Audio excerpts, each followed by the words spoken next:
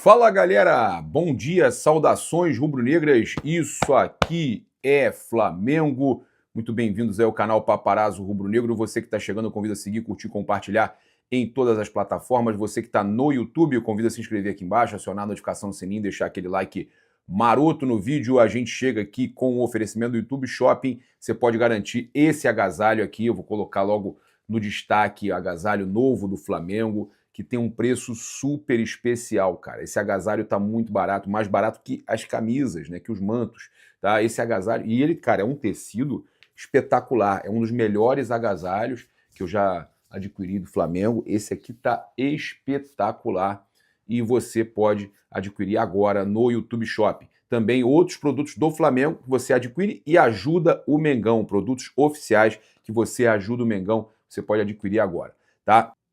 Então, a gente tem aí também, para passar para vocês já, a arbitragem do jogo da Recopa Sul-Americana, a informação também do sorteio da Copa Libertadores da América. Olha só, o árbitro vai ser o Gustavo Terreira, tá, do Uruguai, arbitragem toda do Uruguai. Tá? Flamengo e Lanús no Maracanã, Gustavo Terreira.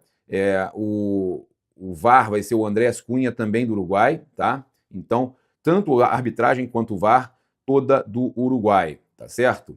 E aí o pessoal falando, vamos ganhar, vamos virar, é hora da virada, vamos pensar positivo, vamos virar. Cara, eu também acho que a gente vai conseguir virar esse jogo, tá? Infelizmente, o Flamengo já igualou aí o número de derrotas de 2025 em tempo recorde, né? O Flamengo aí, olha que loucura, a gente trouxe ontem essa informação. O que mais chama atenção é o comparativo, que na temporada passada o time só acumulou a quarta derrota em julho, cerca de 5 meses depois do que acontece agora. É surreal, cara. A gente até falava ano passado, não sei se vocês lembram, tem mais título do que derrota, aquelas coisas todas. Impressionante, impressionante.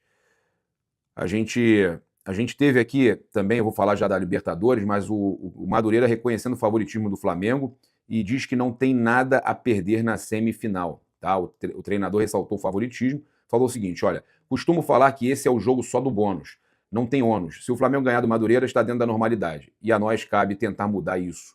Esse é o nosso bônus. Fazer um bom jogo, tentar surpreender, quem sabe classificar para a final, porque a gente já tem muitos fatores adversos. O Flamengo, o Maracanã, o momento do Flamengo, a gente sabe, não, o momento do Flamengo é péssimo, péssimo, né? A gente só tem bônus nessa situação. Ontem eu recebi um monte de mensagens por conta do jogo do Flamengo e do Lanús. A gente tem que observar, são situações totalmente distintas em relação ao que vai acontecer domingo no Maracanã. A gente não pode ter muita empolgação. Não é que a gente não acredite que a gente vai vencer, mas a gente não pode achar que o momento turbulento do Flamengo vai fazer com que o jogo se torne mais fácil do que ele seria. Muito pelo contrário, pegar o Flamengo nesse momento é muito difícil. Aí sim, eles vão entrar muito pressionados, cabe a nós fazer o Flamengo... fazer o nosso melhor jogo, tentar inibir tudo que o Flamengo possa fazer, em termos de imposição, fazer com que o Madureira fique um pouco mais atrás, tá? E aí, torcedor aqui falando do jeito que tá, vai perder pro Madureira também. Rapaz, minha preocupação não é nem essa, não. Minha preocupação não é nem essa, não. Eu acho que o Flamengo tem condição de vencer o Madureira. O Flamengo tá oscilando demais. Ele vai acabar que vai jogar bem contra o Madureira aí, e eu não acho justo ninguém ficar, aí jogou bem, não. Agora, enquanto o Flamengo não tiver uma sequência, não dá para elogiar um jogo só. Enquanto o Flamengo não tiver uma sequência, não dá, tá? Olha só, a Conmebol confirmou que o sorteio da fase de grupos da Copa Libertadores será realizado no dia 19 de março, daqui a 20 e poucos dias, né? 30 dias. 19 de março, tá? Uns 28 dias, né? Às 20 horas, tá? Horário de Brasília, ou seja, vai ser à noite, tá? O sorteio da fase de grupos da Copa Libertadores da América, pra gente saber aí já quais são os times que a gente vai enfrentar na Libertadores para defender o título e brigar pelo pentacampeonato, que nesse momento aparece distante, Flamengo muito mal, mas a situação do Flamengo no ano pode virar também, né? A gente vai saber exatamente no dia 19 de março contra quem a gente estreia na Copa Libertadores da América.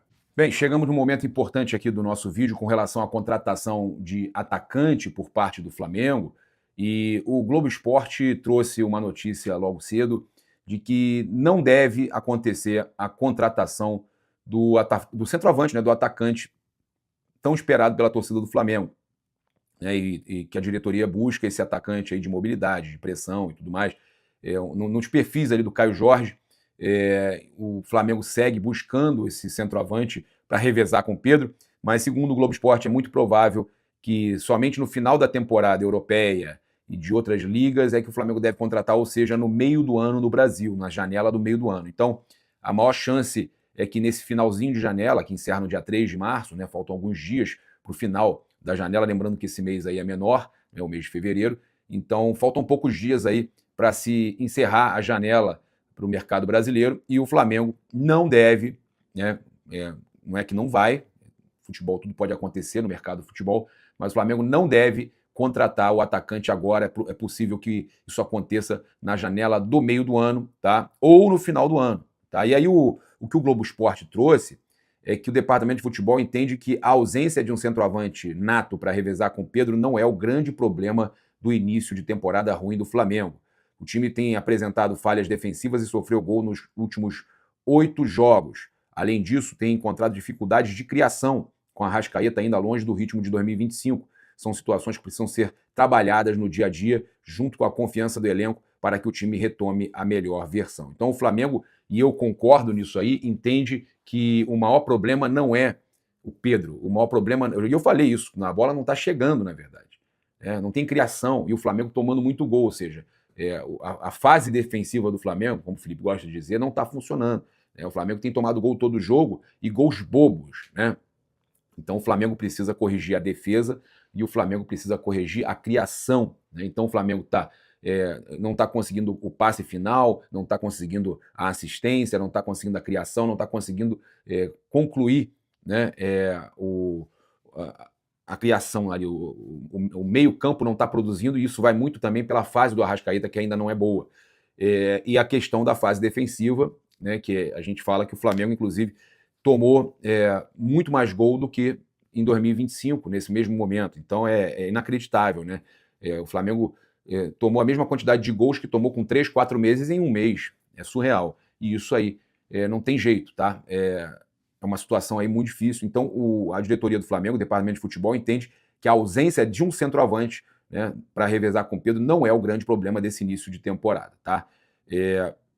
E a expectativa é que o Arrascaeta retorne ao seu melhor momento e que também os outros jogadores que nós temos, né, Carrascal, Paquetá, possam ajudar nessa criação e possam também participar dessa volta por cima do Flamengo, tá? As cobranças pela vinda de um homem-gol aumentaram, segundo o Globo Esporte, devido ao tropeço no começo do ano, e podem acelerar a busca até o fim da janela, mas a diretoria está de olho no mercado à procura de uma boa oportunidade. Isso pode ou deve só acontecer no meio do ano, pelas opções que se abrem, né, no final da temporada europeia e que nesse momento não tem essas opções disponíveis no mercado, tá? Então é uma situação que pode ser resolvida com relação ao atacante, tá?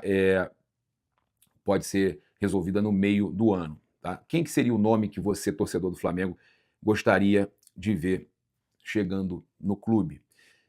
Olha só, a gente teve aí a imprensa argentina repercutindo a vitória do Lanús na Recopa. Venceu dos milhões do Flamengo. Todo mundo quer vencer o Flamengo, né, cara? Principais jornais destacam a diferença econômica entre os times e o domínio que a equipe de Buenos Aires apresentou em campo. É óbvio que vão aproveitar o momento do Flamengo, início de temporada, e óbvio também esses jogadores ali apáticos, né? O time também sem um esquema tático definido do Felipe Luiz, uma coisa de louco, né? Flamengo mal demais, Felipe mal, irreconhecível, Flamengo mal demais, e é óbvio que a imprensa argentina ia falar dos milhões do Flamengo, né? Os milhões, cara, os milhões não entram em campo, né? Não é que não adianta nada o jogador ser um jogador caríssimo de milhões e se ele não entra em campo, né? O dinheiro que ele vale não entra em campo, tá? Então, o Clarim, os milhões investidos pelo Flamengo abalaram o mercado quando o clube contratou Lucas Paquetá por 50 milhões de dólares a serem pagos em 2 anos. A hierarquia do jogador, comparada a outros nomes com experiência europeia como Alexandre e Danilo, era uma preocupação real para os torcedores do Lanús que lotaram o estádio Nestor Dias Pérez e fizeram se sentir diante de um grupo muito pequeno de torcedores brasileiros. No entanto, a equipe de Maurício Pellegrino funcionou como um verdadeiro time e interrompeu o fluxo ofensivo do Flamengo, principalmente no primeiro tempo. O Olé, antes da partida, sabendo que enfrentaria o maior clube da América do Sul, que contava com Lucas Paquetá, porque pagaram 40 milhões de euros mais, até 42, qualquer resultado que não fosse uma derrota seria um grande feito para o Lanús. Além disso, o precedente histórico ditava que o campeão da Libertadores costumava ser o favorito contra seu rival sul-americano e havia a presença do melhor time da América do Sul, aquele que havia levado o PSG de Luiz Henrique aos pênaltis 2 meses antes. Apesar disso, o Lanús mostrou-se tão impressionante quanto o time brasileiro. Na verdade, superou. Olé, Clarim, eu vou falar uma coisa para vocês. A fase do Flamengo não é o Lanús que está muito bem, é a fase do Flamengo que está muito ruim, que não consegue jogar. Tá? O TYC Sport, Lanús foi claramente superior em La Fortaleza e o placar de 1-0 com o gol de Castilho chegou a parecer um prêmio de consolação. O confronto será decidido em uma semana no Maracanã. Eu falei isso, tá? E eles falando, Lanús mais cerca de alçar La Recopa e vai para cima do Flamengo no Brasil. Vamos ver. Mas é o que eu falo, é mais o momento do Flamengo do que o do Lanús. Diz mais sobre o momento do Flamengo do que sobre o momento do Lanús.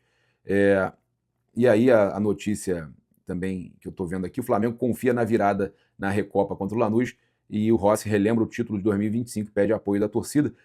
Isso porque, gente, o Flamengo na Libertadores, no ano passado, quase ninguém acreditou que seríamos campeões no final do ano. Muita gente não acreditou que iríamos ganhar o Brasileiro, mas acabamos ganhando. Então é isso, temos que acreditar, né, o Rossi. E, cara, eu vi também alguns comentários sobre a questão da Libertadores, do jogo contra o Estudiantes, né, que o Flamengo perde na Argentina por 1-0. Ganhou no Brasil e perdeu na Argentina por 1-0.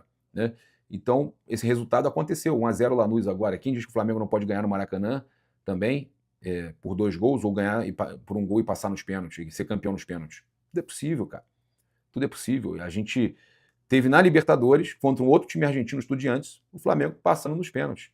E foi uma vitória no Maracanã por 1 gol e a vitória dos caras na Argentina por 1 gol. Então, tudo é possível, né?